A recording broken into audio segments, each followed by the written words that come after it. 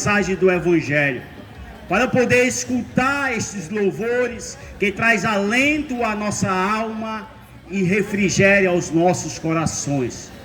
Nesta noite você pode se considerar um privilegiado, porque você tem a oportunidade de ouvir e testificar com seus olhos, homens e mulheres que aqui se encontram, que um dia estava à mercê deste mundo, estava aprisionado neste mundo vil de pecado, que traz tristeza, que traz amargura, que faz com que você venha se sentir desvalorizado.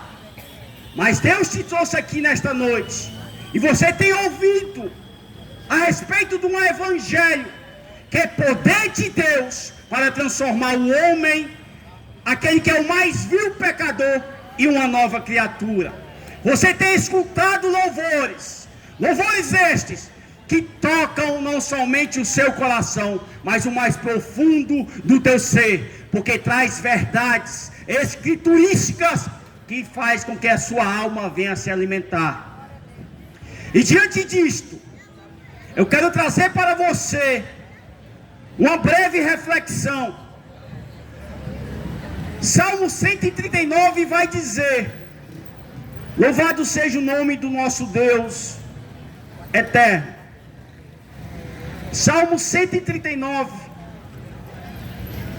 vai nos falar a respeito de um atributo de Deus, atributo este, que é o atributo da onisciência, ou seja, nós servimos a um Deus que sabe de todas as coisas. Salmo 139, versículo 1 e 2 e 3 diz da seguinte maneira: Senhor, Tu me sondastes e me conheces. Tu conheces o meu assentar e o meu levantar. De longe entendes o meu pensamento, cercas o meu andar e o meu deitar, e conheces todos os meus caminhos, sem que haja uma palavra na minha língua. Eis que, ó Senhor, tudo conheces. E por que tu está querendo falar a respeito deste atributo, irmão Ronaldo? Porque em Gênesis capítulo 3 vai falar a respeito de um contato que Deus tem com Adão e com Eva. A Bíblia vai nos dizer nesse capítulo que Adão e Eva comeram de um fruto proibido, logo desobedecendo a ordem do Criador. E ali, este versículo vai nos mostrar que Deus, ao se relacionar com Adão, ele vai fazer uma pergunta, porque o nosso Deus é um Deus que nos faz perguntas. Ele vai perguntar para Adão: Adão, onde tu estás? E aqui, que é interessante, é porque esse é um Deus que sabe de todas as coisas, que conhece o meu deitar, o meu levantar, que sabe aquilo em que eu vou falar antes mesmo de eu proferir a palavra. Ele faz uma pergunta para Adão: Adão, onde tu estás? E aqui eu começo a refletir e entrar na mensagem dessa reflexão, porque o Deus em que nós estamos pregando nesta noite é um Deus que nos faz pergunta para que venhamos refletirmos. Porque se existe algo em que a pergunta nos leva a fazermos é refletirmos. E aí eu lhe pergunto nesta noite, assim como Deus perguntou para Adão aonde Adão estava, eu lhe pergunto nesta noite: aonde tu estás? Porque Deus, quando pergunta para Adão aonde Adão estava, Deus estava intentando, fazendo com que Adão viesse refletir e olhar para si mesmo e trazer a reflexão ao seu coração e de se perguntar: será se eu estou no centro da vontade de Deus? Será se eu estou cumprindo o propósito de Deus? Será se eu estou fazendo aquilo que agrada a Deus? E diante dessas indagações eu lhe pergunto nesta noite: será se você que está aqui nesta praça nesta noite, Você está fazendo a vontade de Deus? Você está no centro da vontade do Senhor? Você está dando ouvido à voz de Deus? E por que você está falando sobre essas coisas, irmão Ronaldo? Porque a mensagem em Atos capítulo 17, versículo 30, o apóstolo Paulo ali se encontra em Atenas, e ali diante daquele panteão de tantos deuses, o apóstolo Paulo ele vê uma oportunidade para pregar para aquele povo religioso, aquele povo que cultivava a filosofia, o intelectualismo. E diante disto, o apóstolo Paulo ele vê uma oportunidade para falar a respeito de um Deus desconhecido. Nós vivenciamos no nosso país, segundo o IBGE, em que a população brasileira se diz uma população cristã, uma população que se diz conhecer a Deus. Mas o apóstolo Paulo, ele assim olhando para aquele povo na cidade da Grécia, em Atenas, em que existia tantos deuses que ali eles mesmos adoravam e cultuavam, ele vai dizer: eu quero pregar a respeito de um Deus desconhecido. E no nosso país não é diferente. Quantas pessoas professam a fé, dizem ser cristãos, mas ainda não conhecem verdadeiramente este Deus. E diante disto, o apóstolo Paulo vai dizer no versículo 30, pois ele vai defender a respeito desse Deus, que é um Deus desconhecido. Ele vai dizer que este Deus é o Deus que criou os céus e a terra, que é um Deus que criou todos os seres humanos e as gerações. E diante disto, ele vai dizer que Deus não vai levar para aquele povo de Atenas o tempo da ignorância, porque eles adoravam os deuses, eles adoravam o intelectualismo, eles adoravam os filósofos. Ele vai dizer que Deus não vai levar ao tempo da ignorância, mas porém, diante da revelação que ele está trazendo deste Deus desconhecido, ele vai requerer que todos os homens se arrependam.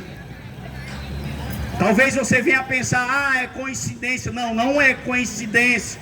O que eu estou apregoando neste momento não é coincidência, porque o irmão Simão falou a respeito de arrependimento, ou porque o nosso irmão Gleiton falou a respeito de arrependimento, ou porque o nosso irmão que aqui esteve anterior antes de mim falou a respeito de uma nova vida. Não é coincidência. Nós estamos pregando aquilo que o Espírito Santo de Deus tem nos guiado e colocado em nossos corações. E dizer para você que a mensagem ela é a mesma, ela não mudou. Deus no jardim do Éden pegou para Adão e Eva: reflitam e se arrependam. A João Batista, em Marcos capítulo 1, versículo 2, vai dizer: arrependei-vos, porque é chegado o reino dos céus. Jesus, no início do seu ministério, em Marcos capítulo de número 3, versículo de número 2, vai dizer: arrependei-vos, porque o tempo está cumprido e o reino de Deus achegou-se à terra. E o apóstolo Pedro vai dizer no seu primeiro sermão: arrependei-vos, porque aquele no qual foi crucificado, ele morreu, mas ressuscitou. E o apóstolo Paulo está pregando também arrependimento. E o que seríamos de nós se nós não nos arrependêssemos de nossos pecados? E porque é necessário, irmão Ronaldo, nos arrepender de nossos pecados? Porque o apóstolo Paulo vai dizer no versículo 30: porque Deus quer que todos cheguem ao arrependimento. Preste atenção nessa palavra todos. Deus ele não excluiu classe política, classe social, cor de pele, não. Ele está dizendo ao gênero feminino ou masculino, não. Ele está dizendo que todos devem chegar ao arrependimento. Por quê? Porque o apóstolo Paulo vai dizer na carta aos Romanos, capítulo de número 3, versículo de número 23, porque todos pecaram e carecem da glória de Deus. Ou seja, todos nós, eu, vocês que aí se encontram, necessitam, têm uma necessidade esta de reconhecer os seus pecados e se arrependerem e aceitarem a Jesus, que é autor e consumador da nossa fé. Todos sem exceção. E o que é arrependimento, irmão Ronaldo? Arrependimento é você enxergar e reconhecer que peca, que comete erros, que transgride a lei de Deus.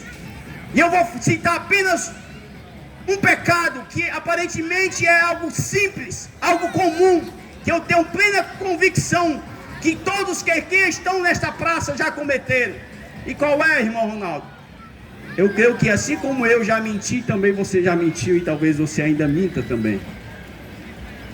Isto é um pecado, isto é algo que transgride a lei de Deus. E o apóstolo Paulo, na carta aos Romanos, capítulo 6, versículo 23, vai dizer: porque o salário do pecado é a morte. Ou seja, o que eu ganho pecando, nós ganhamos a morte. Nós recebemos a morte como pagamento.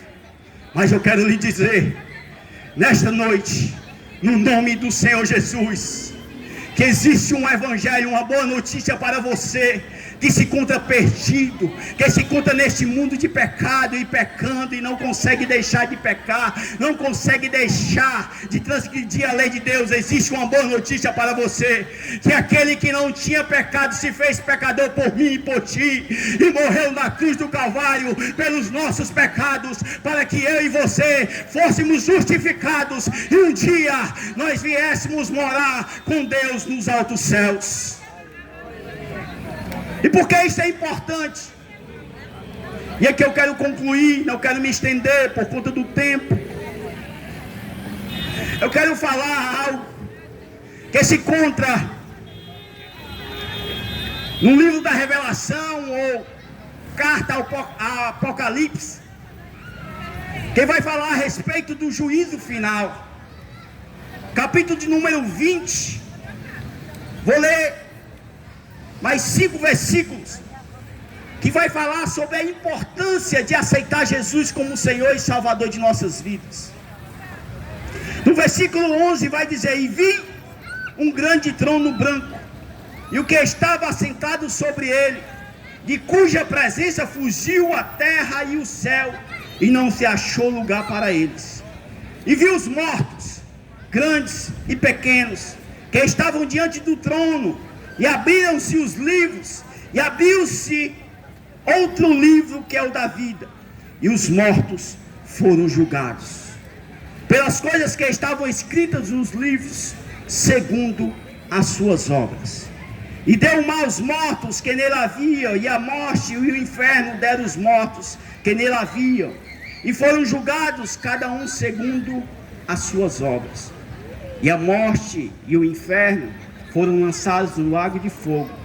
Esta é a segunda morte. E aquele que não foi achado escrito no livro da vida foi lançado no lago de fogo. Apóstolo Paulo está falando aqui sobre o grande julgamento. E isto não é coisa de crente, invencionismo, coisa de crente que prega em praças, em becos e vielas, não.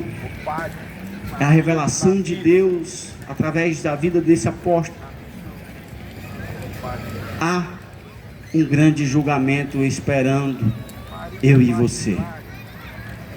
E todos nós, sem exceção, seremos julgados segundo as nossas obras. Pois existe um livro este que está sendo anotado, os intentos dos nossos corações, as nossas obras, as nossas atitudes.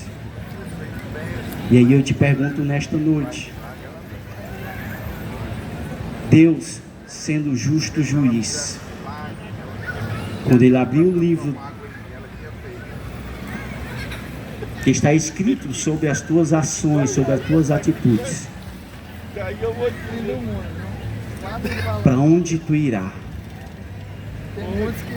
Porque o versículo no qual eu li vai dizer que existe um livro, no livro da vida, onde o nome daqueles que aceitaram Jesus como Senhor e Salvador, seus nomes lá estarão escritos. E assim eu concluo nesta noite esta oportunidade, com esta reflexão. Assim como Deus fez uma pergunta para Adão, eu lhe faço uma pergunta nesta noite: aonde teu nome está escrito? No livro da vida ou no livro da condenação? Que Deus te abençoe e que o Espírito Santo de Deus lhe dê o entendimento destas palavras que aqui foram pregadas nesta noite, em nome de Jesus. Amém. Ora, 76. E aqui eu quero orar por você nesta noite. Quero orar pela sua família. Quero orar pela sua casa. Pai, Onde eu chego com ela, louvamos a Ti, Pai, por esta oportunidade que o Senhor nos concede nesta noite de estar aqui nesta praça. aí pergunto se ela é minha Te agradeço pela vida de cada irmão que aqui se encontra. Te agradeço pela vida de cada pessoa que se encontra aqui assentado na minha frente, na minha retaguarda, à esquerda, à direita. Te agradeço por cada vida, por cada família que aqui se encontra desfrutando de um momento de lazer. Te agradeço pela vida de cada microempresário.